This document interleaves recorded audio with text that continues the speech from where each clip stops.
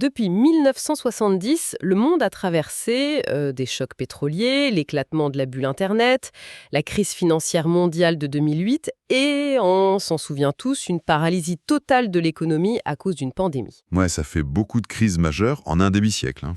Absolument. Et pourtant, au milieu de tout ce chaos historique, l'entreprise qui est au centre de notre décryptage aujourd'hui n'a vu son bénéfice net baisser qu'une seule et unique fois. Une seule fois en 50 ans. C'est presque irréel. C'est un niveau de régularité qui défie complètement les lois de la gravité économique en fait. Alors aujourd'hui, cette plongée dans nos notes d'analyse nous emmène directement au cœur de la stratégie, de la structure et des résultats financiers super récents d'Air Liquide. Tout à fait. Et l'idée ici, ce n'est pas juste de lire un bilan comptable, ce serait franchement ennuyeux. Bah oui, très ennuyeux. Voilà. L'objectif, c'est de comprendre l'architecture de cette résilience hors norme. Et surtout, de décortiquer un paradoxe assez fascinant qu'on trouve dans nos sources. Ouais, parce que malgré ce pédigré de forteresse inébranlable, les marchés financiers ont récemment été pris d'un vent de panique assez inhabituel concernant ce géant industriel français. C'est ça, une panique qui a surpris pas mal d'observateurs. Du coup, décortiquons tout ça. Il faut d'abord comprendre comment un groupe peut afficher une telle insensibilité aux crises avant d'analyser pourquoi les fondations ont semblé trembler il y a quelques semaines. Exactement. Et cette insensibilité, elle repose sur des bases qui vont bien au-delà de sa simple gestion financière. Nos documents mettent en lumière, en fait, une double barrière de protection. Ah, la fameuse double barrière. Dentelle. Et la seconde, qui est beaucoup plus inattendue quand on lit un rapport boursier, elle relève littéralement des lois fondamentales de la physique. De la physique et de la thermodynamique, hein, oui. Alors, commençons par explorer cette diversification, parce que les sources décrivent une sorte de toile d'araignée industrielle tentaculaire. C'est vraiment le mot, tentaculaire. En gros, le groupe ne dépend pas d'un seul secteur, il fournit l'industrie lourde, donc on parle des raffineries, de la chimie de base, la sidérurgie, tout ça. Ouais. Mais en parallèle, c'est aussi un acteur majeur de la santé, avec les gaz médicaux pour les hôpitaux ou l'assistance respiratoire à domicile. Ce qui est un secteur très résilient. Totalement. Et ensuite, on a une forte présence dans l'électronique de pointe avec les gaz ultra purs pour graver les semi-conducteurs. Et enfin, plein d'industries variées comme l'aéronautique ou l'agroalimentaire. L'idée centrale qui ressort vraiment des notes ici, c'est que tous ces secteurs opèrent sur des cycles macroéconomiques qui sont complètement désynchronisés. C'est-à-dire? Eh bien, c'est le cœur du mécanisme d'amortissement, en fait. Cette désynchronisation permet d'absorber les chocs. Par exemple, si une crise immobilière mondiale frappe et que la demande en acier s'effondre, Ce qui va ralentir la sidérurgie, du coup. voilà, exactement. Eh bien, pendant ce temps-là, la demande en oxygène médical dans les unités de soins intensifs, elle, reste totalement insensible à ça. Bah oui, la maladie ne suit pas les courbes du PIB, on est d'accord, hein. C'est malheureusement vrai. Et de la même manière, un cycle baissier dans l'industrie automobile peut arriver en même temps qu'une explosion de la demande en puces électroniques. Et ces puces nécessitent des volumes massifs de gaz porteurs. Tout à fait. Donc le portefeuille d'activité agit vraiment comme un système de vases communicants. Les baisses d'un côté sont presque systématiquement compensées par les hausses de l'autre. J'avais une analogie en tête en lisant les sources. C'est un peu comme une boulangerie de quartier ultra diversifiée. Ah, j'aime bien cette image. Dites-moi en plus. Si les clients achètent moins de croissants le matin, ce qui serait l'industrie lourde dans notre cas, ils compensent en achetant plus de baguettes ou de gâteaux l'après-midi, qui représenterait la santé ou l'électronique. Et surtout, on ne peut pas délocaliser la fabrication du pain frais.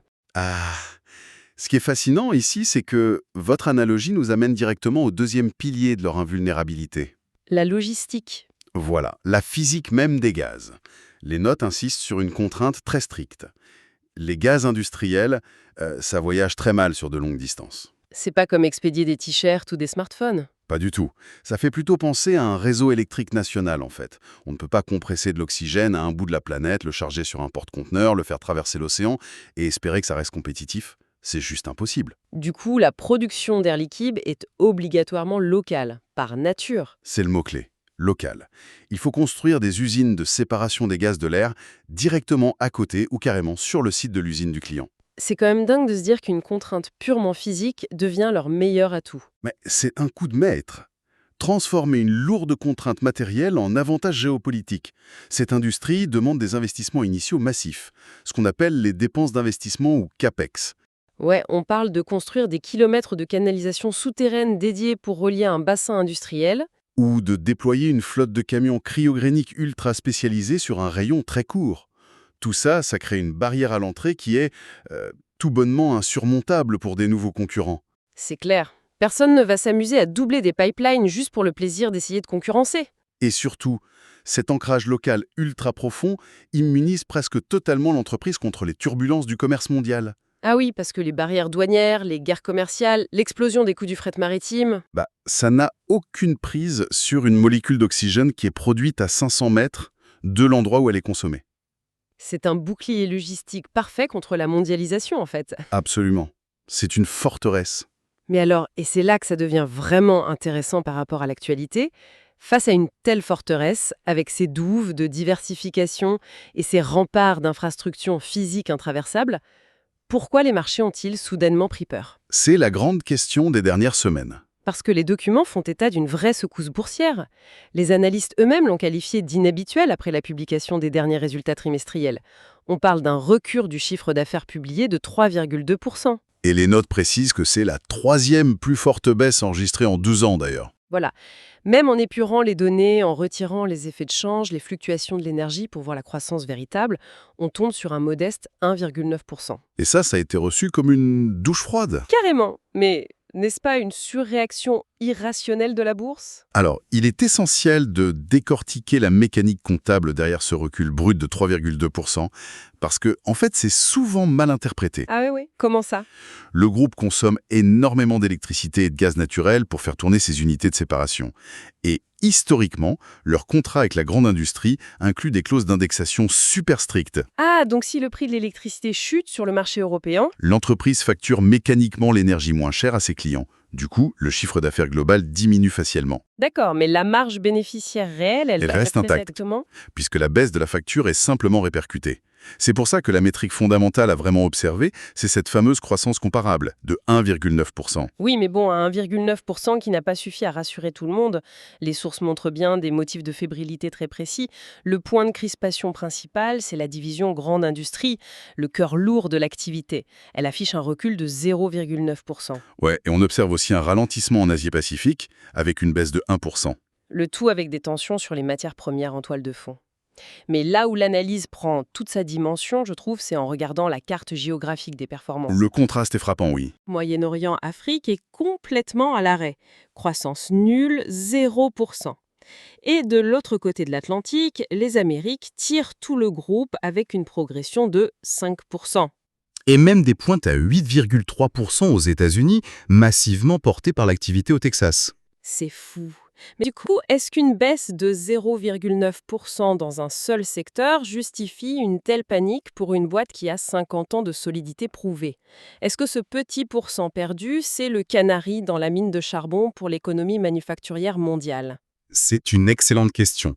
Si l'on relie cela au tableau d'ensemble, la réaction des marchés s'explique beaucoup par la psychologie financière. La fameuse psychologie des foules en bourse. Exactement. Lorsqu'une action est considérée comme une valeur refuge absolue, une sorte de roc censé délivrer une croissance perpétuelle et tranquille, le niveau d'exigence devient draconien. La moindre petite égratignure sur le blindage est scrutée à la loupe, en gros. Voilà, le recul de 0,9% reflète bien une conjoncture manufacturière mondiale un peu atone. Mais le système de balancier qu'on évoquait a parfaitement fonctionné. Le dynamisme du Texas qui compense la stagnation européenne. Exactement. Le grand écart géographique illustre une réalité brutale. L'Europe traversait une phase de désindustrialisation partielle et une crise énergétique, alors que le Texas est en pleine ébullition avec des investissements colossaux. Les États-Unis se réindustrialisent à marche forcée et l'entreprise capte cette dynamique. Tout à fait. Donc la structure n'a pas failli, elle a juste basculé son centre de gravité. Les cycles géographiques continuent de jouer leur rôle d'amortisseur. Alors, face à ces craintes à court terme, la question qui se pose, c'est comment l'entreprise sécurise sa rentabilité à long terme?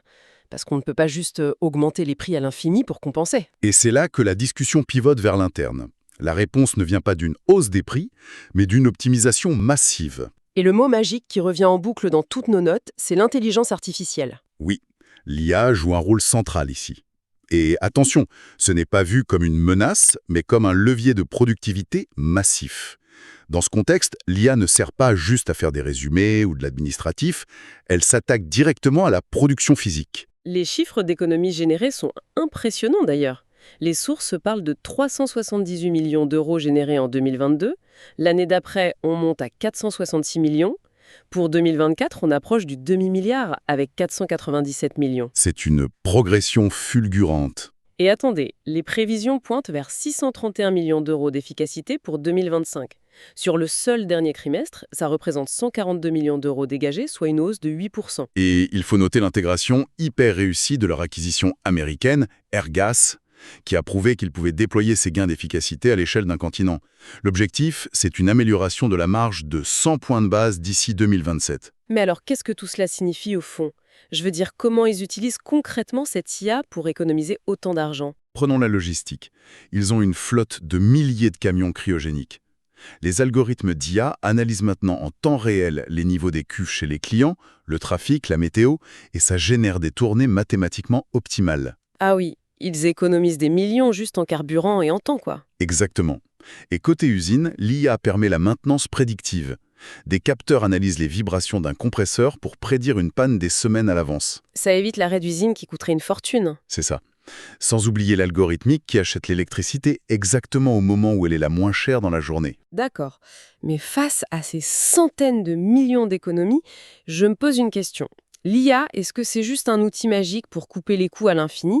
Parce qu'on arrive forcément à une limite où le citron est complètement pressé. Est-ce que l'entreprise ne va pas devoir se réinventer plutôt que de juste s'optimiser? C'est une excellente réflexion. Et il faut recadrer cette croissance parce que l'entreprise ne se contente pas de réduire ses dépenses de manière défensive. Qu'est-ce qui le prouve dans les nombres? Le carnet de commandes. Il est à un niveau record absolu de 6,5 milliards d'euros. C'est colossal. Ah oui, ça c'est pas de l'optimisation, c'est de l'expansion. Totalement. Et ce carnet est porté par l'électronique qui représente déjà 10% des ventes et bien sûr par la transition énergétique. Les investissements prévus dans le plan stratégique Advance ont augmenté de 50%. Des investissements massifs jusqu'en 2025 qui porteront leurs fruits vers 2027-2028. Voilà. Ce carnet de 6,5 milliards, c'est la preuve qu'Air Liquide prépare le prochain grand cycle industriel et non pas une simple gestion de crise. L'hydrogène bas carbone, le captage de CO2, tout ça nécessite de nouvelles infrastructures lourdes. Donc on comprend bien la synthèse de tous ces documents. Malgré les petites turbulences récentes, la recommandation des analystes reste massivement à acheter. Oui, le consensus est très clair. Avec un objectif de cours révisé à 225 € et une croissance attendue de 2% pour 2025. D'ailleurs, le prochain gros rendez-vous à surveiller, pour ceux qui suivent de près, ce sera l'Assemblée générale du 5 mai. C'est un événement charnière, effectivement. En tout cas, parcourir ces notes rappelle une chose vitale. Dans un monde où on fait souvent une overdose d'informations anxiogènes, comprendre les vraies structures de résilience comme cet ancrage local, ce temps long, cette diversification, c'est la clé. Je suis entièrement d'accord. Ma conviction fondamentale, c'est que l'esprit critique est essentiel face aux réactions épidermiques de la bourse. La vraie valeur d'une industrie, elle s'apprécie sur des cycles longs. Eh bien, pour clôturer ce décryptage, je voudrais laisser flotter une petite idée, directement liée à ce qu'on vient de voir. Je vous écoute. Sachant que la production de ces gaz industriels ne peut pas être délocalisée facilement et que les activités liées à la transition énergétique ou à l'électronique explosent. On peut se demander, cette contrainte géographique ne va-t-elle pas faire de ces producteurs locaux les véritables arbitres, presque invisibles, de la souveraineté industrielle des États dans les décennies à venir? Il y a de quoi y réfléchir.